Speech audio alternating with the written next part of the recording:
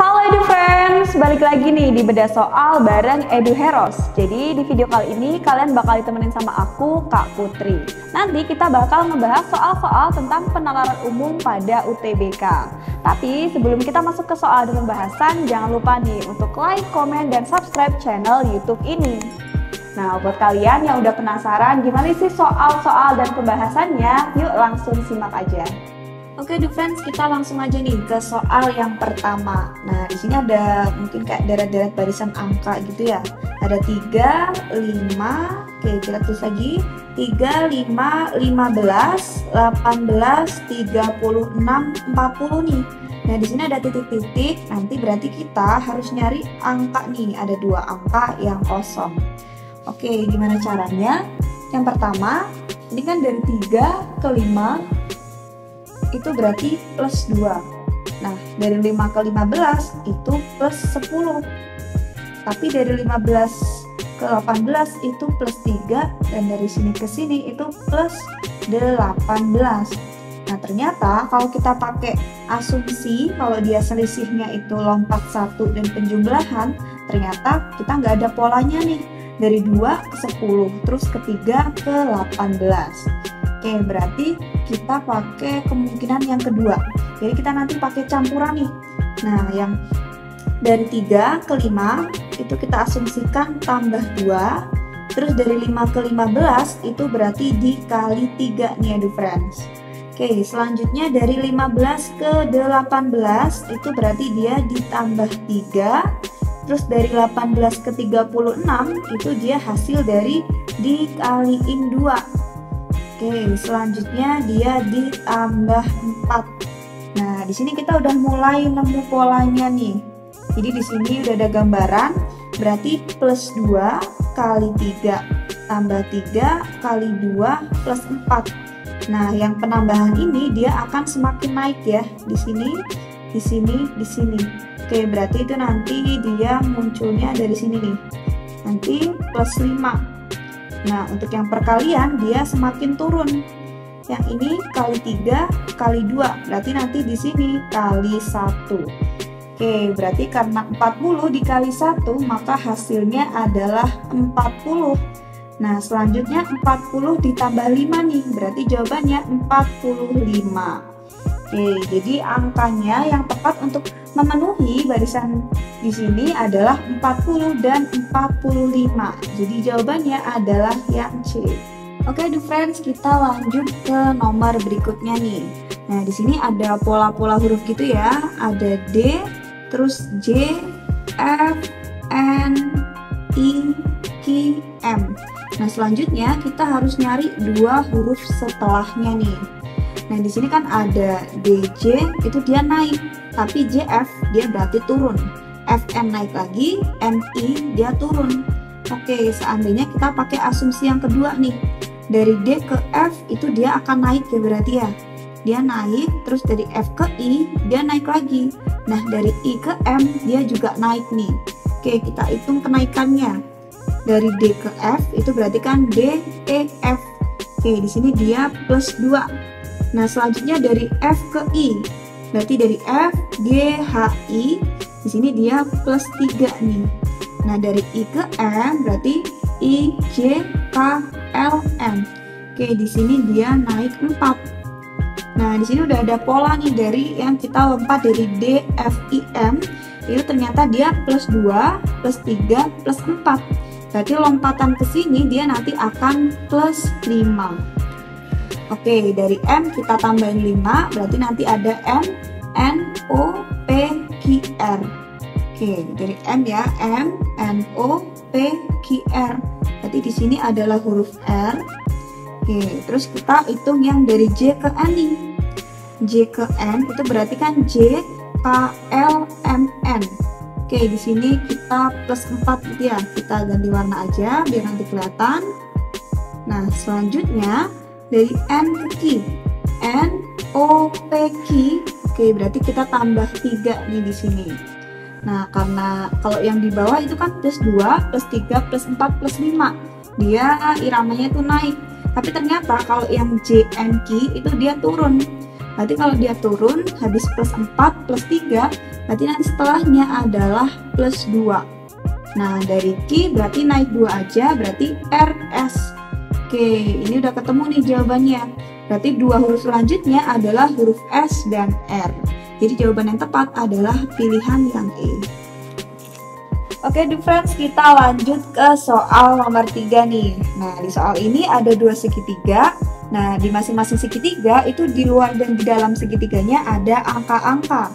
Pertanyaannya adalah nilai yang tepat untuk menggantikan huruf A adalah titik, titik, titik. Oke, jadi biasanya kalau semisal disajiin segitiga nih, ada angka-angka di luar kayak 2, 3, 5.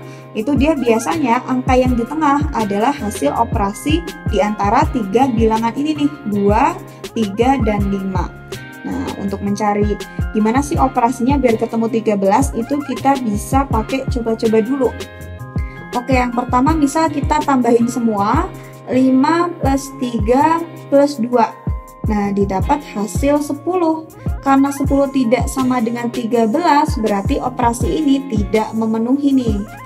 Oke, selanjutnya misal kita pakai perkalian semua ya. 5 kali 3 kali 2.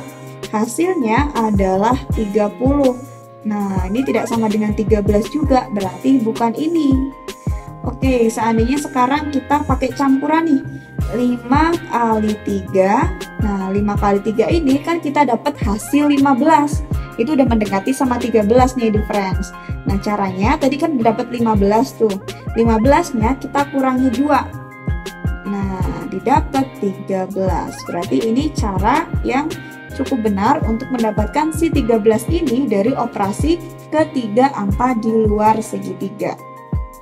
Oke, jadi karena yang sebelah kiri kita pakai operasi seperti ini, berarti yang sebelah kanan juga nanti sama operasinya. Berarti nanti si A itu dia adalah hasil dari 13 dikali 11 dikurangi 7. Nah, 13 dikali 11 adalah 143 dikurangi 7 sama dengan 136. Oke, berarti jawabannya adalah pilihan yang D. Oke, friends, kita lanjut ke soal nomor 4 nih. Jika air dikodekan dengan 28 dan api dikodekan dengan 26, maka kode angka yang tepat untuk kata udara adalah titik, titik, titik. Nah, di sini kita punya kata kunci nih. Air itu kodenya 28 dan api kodenya 26. Caranya gimana? Kita tulis dulu abjad-abjad. Ada A, B, C, D, E, F, G, H, I, J, A, L, M. Terus ada N, O, P, Q, R, S, T, U, V, W. Oke, mungkin sampai W aja udah aman ya, karena di sini nggak ada yang lebih dari huruf V. Oke, di sini kita kasih angka aja, karena kan di sini dari air dia jadi 28. Jadi kemungkinan si huruf-huruf ini di A, I, R itu dia mengandung angka yang ketika dijumlahkan hasilnya adalah 28. Begitu juga dengan si api ini, dia kok bisa dapat 26. Nah, langsung aja kita kasih angka, berarti untuk si A itu angka 1, B2 ada 3, 4, 5, 6, 7, 8, 9, 10, 11, 12, 13, 14, 15, 16, 17. Nah, dan seterusnya dilanjutin kayak gini aja nih. Jadi terurut gitu ya antara huruf dan juga angka yang kita berikan di setiap hurufnya. Oke, kita mulai perhitungan nih buat ngecek apakah nanti angka yang kita masukkan di tiap hurufnya itu sesuai. Nah, tadi kan ada air ya. Air itu kan berarti A-nya berapa nih? Berarti A-nya itu 1. Nah, ditambah I, si I berarti dia angka 9, tambah 9 ditambah R. Nah, R itu dia angka 19. Oke, 19 nih. Nah, berarti di sini sorry. Tadi yang R itu 18 ya. Oke, 18. Nah, kita jumlahin aja. Berarti 1 tambah 9 itu 10. Nah, 10 tambah 18 adalah 28. Nah, di sini udah sesuai nih. Untuk kode air itu dia 28.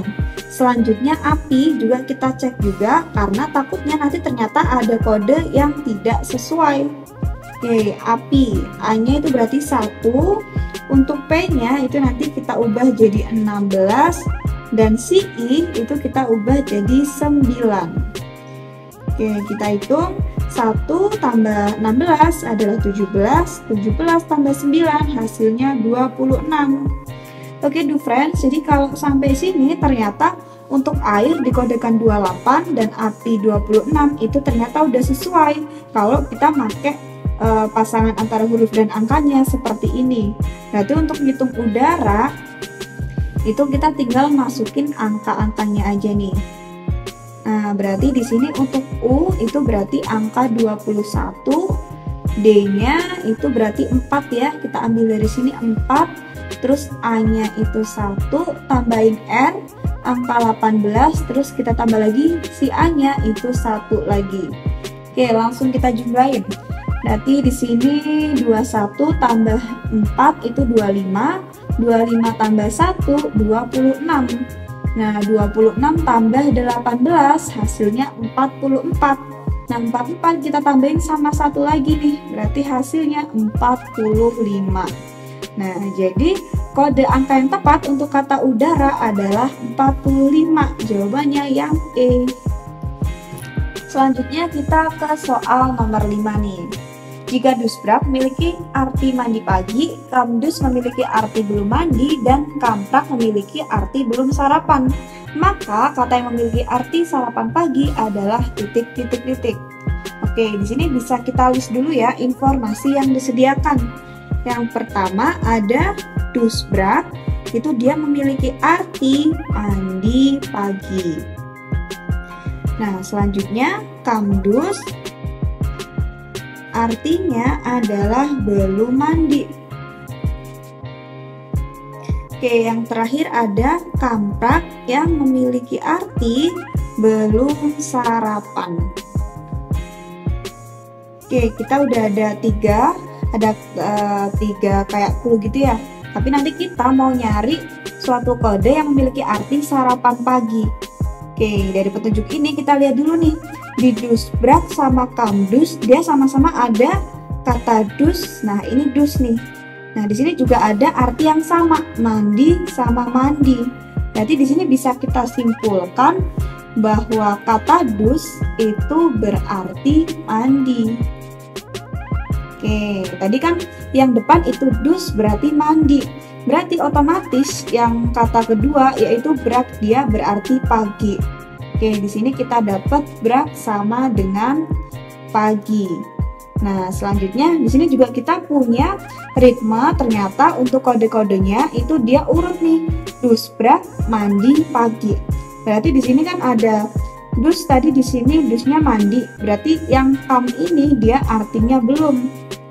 Oke, berarti di sini juga pas ya. Ini kam, ini belum. Berarti otomatis karena kam itu artinya belum, maka yang prak ini dia artinya sarapan. Nah, di sini prak sama dengannya apa nih? Sarapan. Oke, berarti untuk kode yang memiliki arti sarapan pagi tinggal kita susun aja. Berarti dari sarapan sama pagi, berarti prak brak. Nah, jawabannya adalah pilihan yang B. Oke, lanjut ke soal nomor 6. Nah, di sini ada kayak penarikan kesimpulan gitu ya. Jadi untuk yang pertama, jika saya ke kampus, saya akan bertemu Budi dan Andi. Nah, di sini dia ngasih informasi nih, hari ini saya ke kampus. Simpulan yang tepat adalah titik. Oke, yang perlu kita ingat adalah poin-poin di sini. Jika saya ke kampus, saya akan bertemu Budi dan Andi. Nah, hari ini saya ke kampus. Oke, berarti kita mau nyimpulin nih. Untuk yang A nih, saya bertemu Budi dan Andi. Apakah benar? Tadi kan kata-katanya jika saya ke kampus, saya akan bertemu Budi dan Andi. Nah, pilihan yang A ini kurang tepat nih. Karena tadi kan di soalnya dia akan, tapi di sini dia langsung saya bertemu. Berarti ini kurang tepat. Oke, untuk selanjutnya yang pilihan B, saya bertemu Andi tetapi tidak bertemu Budi. Oke, yang ini juga kurang pas ya, karena tadi kan kalau dia ke kampus dia bakal ketemu sama Budi dan Andi. Nah, karena di sini dan berarti dia ketemu keduanya. Berarti yang B juga kurang tepat. Oke, lanjut ke pilihan yang C. Saya ke kampus untuk bertemu Budi dan Andi. Nah, apakah ini benar? Ini juga salah. Karena di soalnya dia tidak menyebutkan bahwa si saya ini ke kampus mau ngapain sih tujuannya. Berarti yang C juga kurang tepat. Nah, yang D nih, apakah benar saya akan bertemu Budi dan Andi? Nah, jawabannya benar. Kenapa? Tadi kan disebut jika saya ke kampus saya akan bertemu Budi dan Andi. Tadi yang di sininya dia nulis hari ini saya ke kampus, berarti otomatis saya akan bertemu Budi dan Andi. Ya di sini kayak hubungan jika maka gitu. Misal jika P maka Q. Jadi udah otomatis ya. Karena P-nya dilaksanakan maka si Q-nya yaitu saya akan bertemu Budi dan Andi juga dia terlaksana. Oke, sekarang kita mau mastiin dulu nih, apakah benar kalau yang D itu udah pasti jawabannya. Jadi kita cek dulu yang E. Nah, yang E ini, saya, Andi, dan Budi akan bertemu di kampus. Nah, ini kemungkinannya juga bisa dianggap benar ya, kalau misal kejadian di aslinya, karena memang kan dia nanti ketemu nih sama Budi dan Andi. Tetapi kan tadi di soalnya tidak disebutkan ketiga-tiganya langsung secara berurutan, tapi menyebutkannya saya akan bertemu Budi dan Andi. Jadi otomatis jawaban yang tepat itu sudah benar yang D. Oke, friends, kita langsung lanjut nih ke soal terakhir. Nah, di sini kayak kita disuruh nyari kesimpulan gitu ya. Yuk, langsung aja. Sebagian pegawai negeri bukan guru SMA. Oke, di sini kata-katanya adalah sebagian pegawai negeri bukan guru SMA. Terus selanjutnya, semua peserta pelatihan adalah guru SMA. Nah, simpulan yang tepat adalah titik. Oke, di sini ada kata sebagian dan semua. Karena ada sebagian dan semua, maka nanti kesimpulannya adalah kita ambil yang sebagian. Berarti otomatis yang option A dan B itu kita tidak jadikan jawaban nih, atau pilihan yang benar. Oke, selanjutnya kita ke C nih. Sebagian pegawai negeri adalah guru SMA.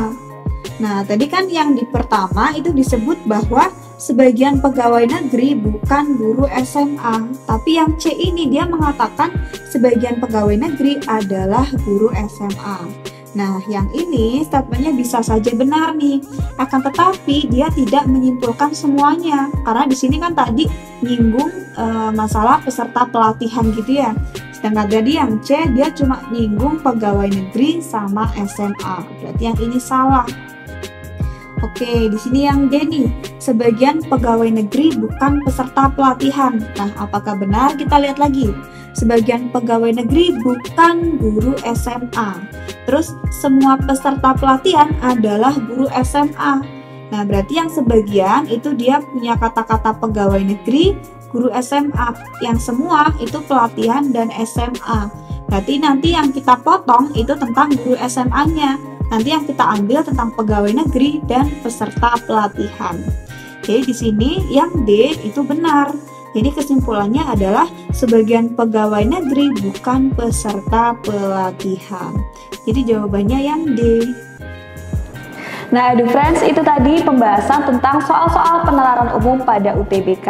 Buat kalian yang mungkin ada ya yang udah paham banget, tapi juga ada nih yang masih terkendala buat pahamin soal-soalnya. Kalian bisa banget ninggalin komentar di YouTube ini, atau kalian bisa banget download aplikasi Widya Edu di Play Store maupun App Store nih. Jadi nanti di aplikasinya kalian bisa nanya berbagai pertanyaan, entah itu materi UTBK maupun sekolah. Oke, mungkin itu aja dari kakak. Sampai jumpa di video lainnya. See you!